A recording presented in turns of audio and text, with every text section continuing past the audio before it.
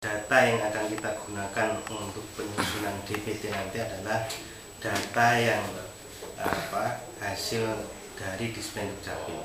Oleh karena itu, untuk meningkatkan validitas itu, maka KPU melalui P2DP nanti akan melakukan pendataan ulang. Pendataan ulang dimaksud adalah pendataan dari rumah ke rumah.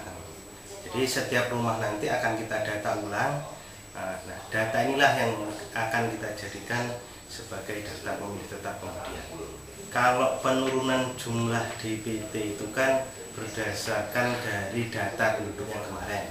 Memang ada persoalan pertama adalah sumber datanya. Dulu sumber datanya itu kurang valid, artinya ada penduduk yang misalnya itu sudah meninggal tapi masih tercatat. Itu ada penduduk yang sudah pindah itu masih terdata. Nah, melalui eKTP ini kita yakin bahwa jumlah penduduk itu sekarang lebih valid walaupun menurun drastis dari jumlah DPT yang DPT kemarin itu sampai 800.000, sekarang kata informasinya sekarang 600. Itu mungkin ya karena kurang valid, itu belum diupdate. Yang ketiga, ada faktor lain, misalnya ada penduduk yang itu keluar negeri atau punya kesibukan lain, itu belum melakukan foto eKTP sehingga datanya juga belum masuk. Ini ada beberapa faktor itu. Kemudian untuk pemilih pemula, kita sudah sampaikan ke Dispendik Capil bahwa yang dimaksud pemilih adalah mereka yang sudah usia 17 tahun pada saat hari H.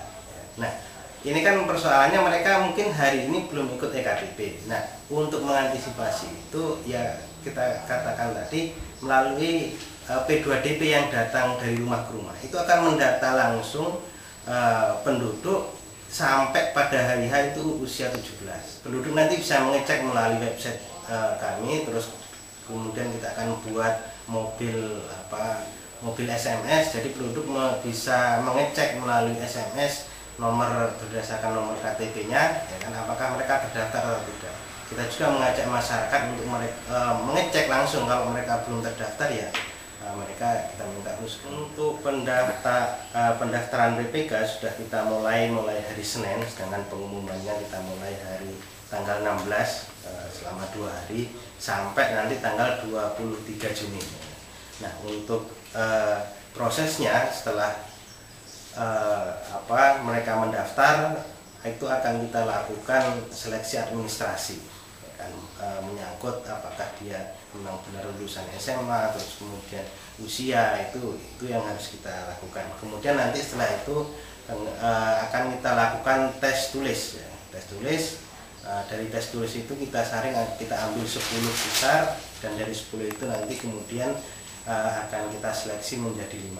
Yang perlu jadikan catatan bahwa kita akan menegakkan aturan berdasarkan undang-undang dan peraturan KPU bahwa tidak boleh ada partisan, artinya mereka yang terlibat di partai politik, anggota atau kepengurusan, atau calon-calon dari bupati, kan gitu. Calon bupati ini akan kita tegakkan aturan. Kalau memang mereka terindikasi partisan atau tim sukses dari calon, itu akan kita coret secara tegas. Misalnya nanti ada calon PPK atau mereka sudah kita lantik, bahkan sudah kita lantik pun, kalau mereka terindikasi itu terlibat tim sukses, itu akan kita coret langsung dan kita akan ajukan kepada kode etik DPK. Nah, oleh karena itu, untuk bisa tahu itu dari mana kita, ya laporan dari masyarakat. Yang kedua adalah laporan dari masyarakat, juga partisipasi dari Panwas gitu. Jadi kalau memang ada yang terlibat penyelenggara KPU itu, masyarakat dan Panwas mungkin harus segera melaporkan kepada KPU, atau mungkin kalau kita ada kabar dari teman-teman media juga laporkan kepada KPU, kita akan langsung cek keberadaan dan kebenarannya, sehingga kalau benar itu akan langsung kita tindak. Kalau KPU jelas kita menegakkan aturan di dalam undang-undang dan peraturan KPU bahwa ketika ada pelanggaran, baik itu dari calon parpol atau calon independen atau dari birokrat misalnya, ya itu akan sama, statusnya akan kita tindak. Nah, terkait dengan misalnya ada calon dari PNS, dalam aturan jelas bahwa yang bersangkutan harus mundur dari jabatannya secara struktural dan mendapat izin dari atasan.